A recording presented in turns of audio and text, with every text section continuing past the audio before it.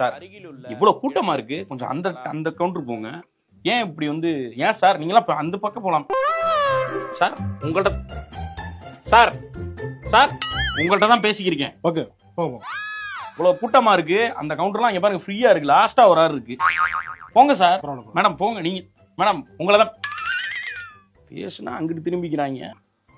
இன்னைக்கு ஒரு இளவு இருக்குடா இன்னைக்கு.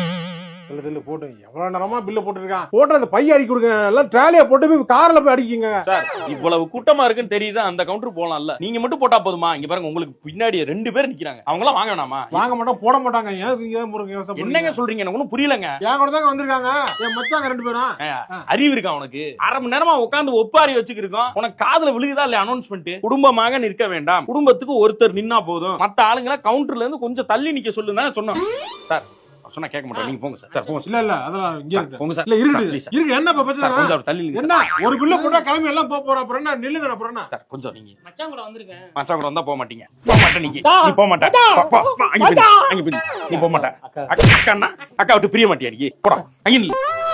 சார் அவங்களே அனுப்பி விட்டு நீங்க மட்டும் இல்லைங்க. இல்ல எனக்கு என்கிட்ட கார்டு இருக்க விட்டு ஜிபே இருக்கு, தனியா போக முடியாது.